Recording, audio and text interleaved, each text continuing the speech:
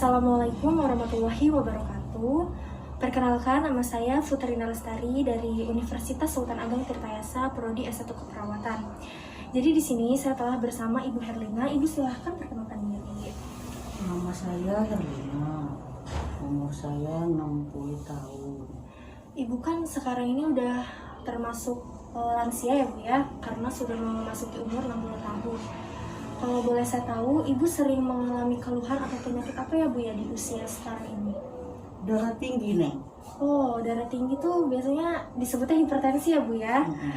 Sebelumnya Ibu udah mengetahui belum apa itu hipertensi? Belum. Jadi di sini saya akan menjelaskan sedikit apa itu tekanan darah ya Bu ya, atau yang biasa kita sebut hipertensi.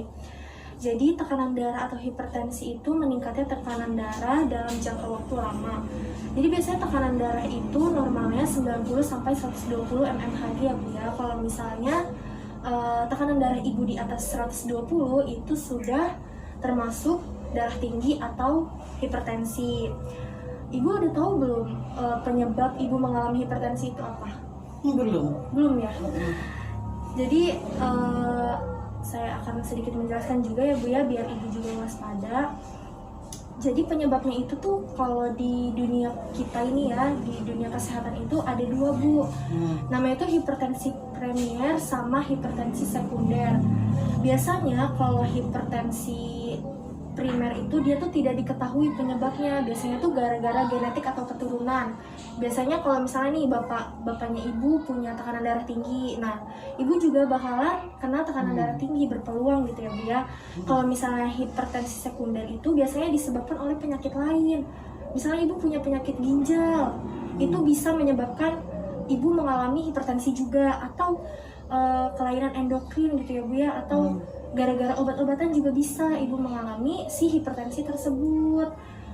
Terus ada juga nih Bu beberapa faktor yang menyebabkan Ibu mengalami si hipertensi ini. Biasanya itu gara-gara usia.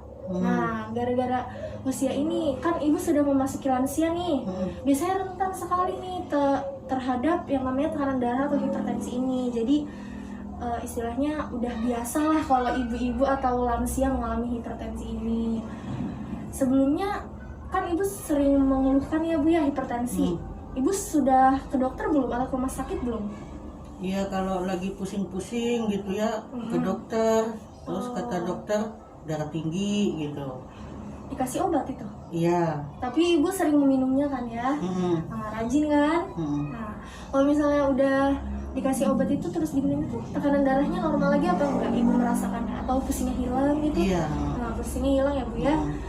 Nah, terus juga itu bisa disebabkan karena Ibu tuh terlalu stres, mikirin hutang, gak ada uang gitu kan ya, kan bisa stres tuh. Nah itu tuh bisa menjadi salah satu faktor terjadi hipertensi.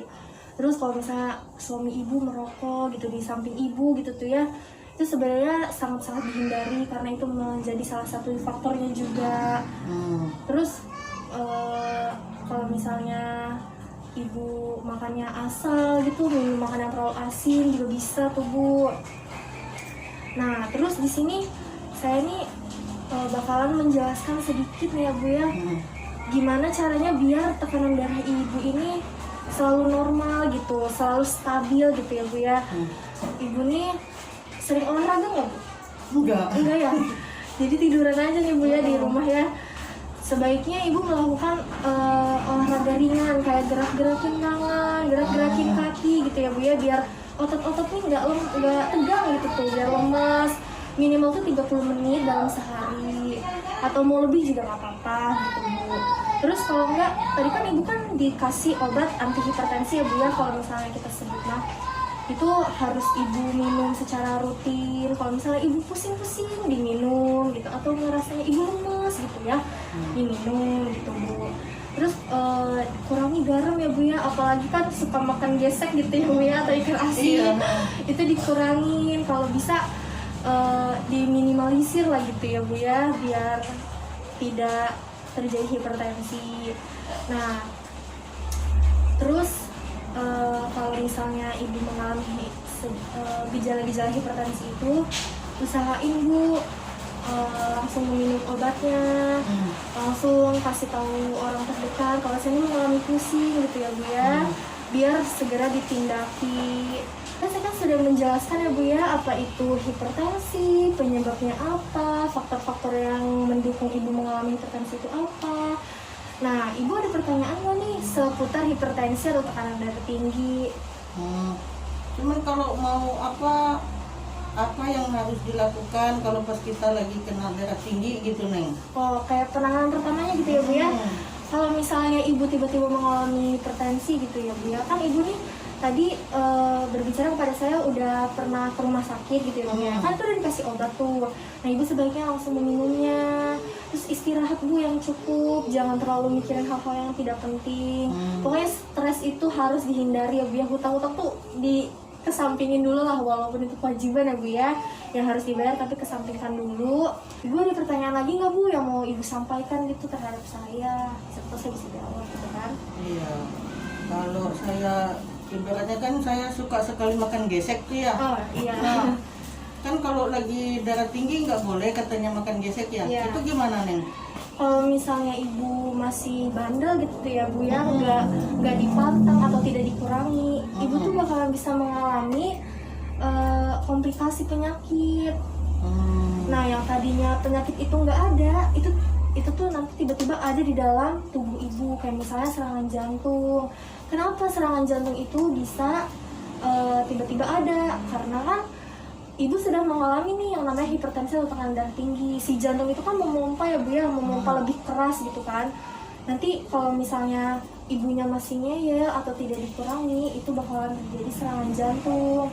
Atau nanti ibu bisa stroke gara-gara pembuluh darah di otak ibu pecah. Saya kan telah menjelaskan mengenai hipertensi atau tekanan darah tinggi ya Bu ya. Apakah Ibu sudah cukup dengan pertanyaannya atau ada lagi pertanyaan yang mau disampaikan? Kayaknya udah Neng. Udah cukup ya. Ya udah Bu, terima kasih ya Bu ya udah menyempatkan waktunya untuk diwawancara dengan saya ya Bu ya. Kurang lebihnya mohon maaf ya Bu ya. Cukup sekian wawancara yang saya lakukan kepada Bu Herlina.